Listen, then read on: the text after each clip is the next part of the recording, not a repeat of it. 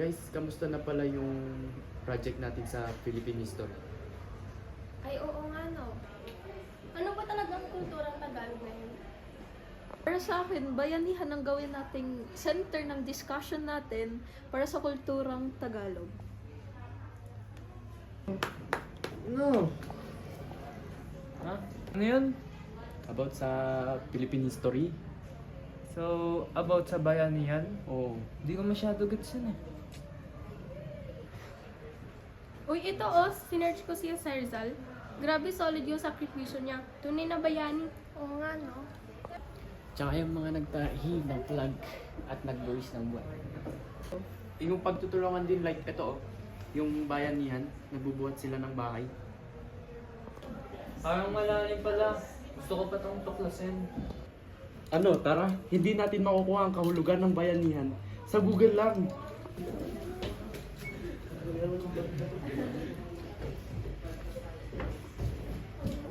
Ang kaisipan ng pag-abot ng tulong sa ating kapwa sa anumang posibleng paraan ay nakilala bilang bayanihan mula sa salitang Filipino na bayani.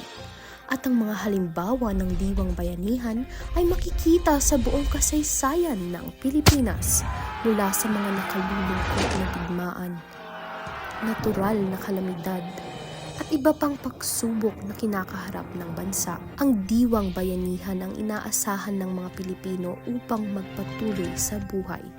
Ang mga Pilipino ay nagiging bayani sa isa't isa upang tulungan ang kanilang mga kapatid sa komunidad nang walang hinihinging anumang kapalit. Ngayon, ang diwang bayanihan ay patuloy na nabubuhay at naipapahayag sa maraming natatanging paraan ng mga modernong Pilipino sa kapuluan, pati na rin sa mga malalayong dayuhang dalampasigan. Sa kulturang Tagalog, ang kabayanihan ay nakatayo sa kagandahang loob. Ang bayanihan ay hindi lang pagbubuhat ng bahay. Ito ay isang sama-samang pagpasan sa dusa ng ating bansa.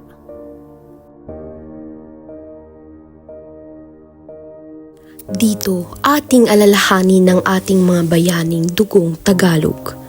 Tulad ni Jose Rizal na hindi gumamit ng sandata kundi ang kanyang talino sa panunulat bilang anyo ng damayan. Isang paraan ng pagdamay at pag-unawa sa dusa ng kanyang mga kababayan.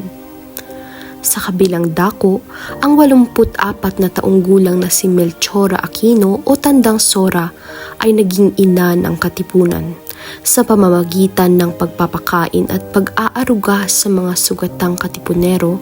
Ipinakita niya ang tunay na diwa ng kabayanihan, ang pagbibigay ng kalinga ng walang kapalit.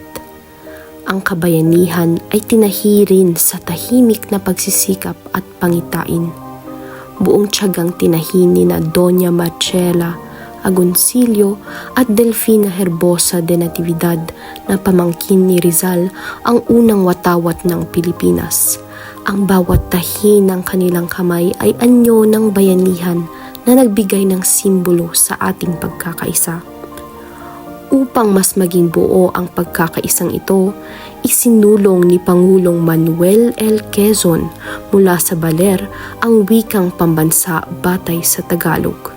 Naway naunawaan niya na bago magtulungan ang mga Pilipino, kailangan muna nilang magkaunawaan sa iisang wika. At sa panahon ng digmaan, ipinakita ni punong Magistrado Jose Abad Santos na ang pinakamataas na antas ng paninindigan ang pinipili niyang mamatay kaysa magtaksil sa bayan. Mula sa panulat ni Rizal hanggang sa kalinga ni Tandang Sora, mula sa karayom ni na Marcela at Delfina hanggang sa pananaw ni Quezon at sakripisyo ni Abad Santos. Ipinadama nila na ang bayanihan ay ang pag-aalay ng sarili para sa kapakanan ng bayan.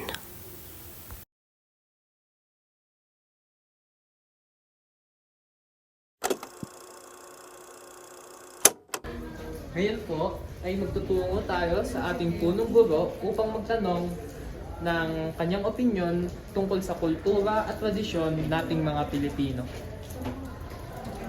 Ano po sa tingin niyo ang naging epekto ng bayanihan para sa ating bansa? Oo, bayanihan yan ang nakakatulong sa atin para magkaisa. Doon na ipapakita natin ang pagmamahalan, pagkakaisa, yung what we call as collaboration. So pagtutulungan para ma-achieve natin kung ano yung gusto natin. Lalo-lalo na kapag may naghihirap ating tinutulungan. Okay, so sa pamilitan ng pagbibigay, pag-sharing, in short.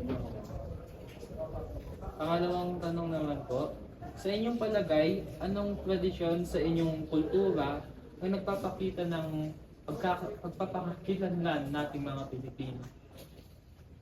First is yung pagtutulungan. Hindi nawawala yun sa atin. Alam natin kung ano ang kapag napapansin natin na may kailangan ng isa, binibigyan natin sila o tinutulungan natin. Pangalawa is yung respeto sa bawat isa. So, kahit ano ang posisyon mo, pare-parehas pa rin tayo.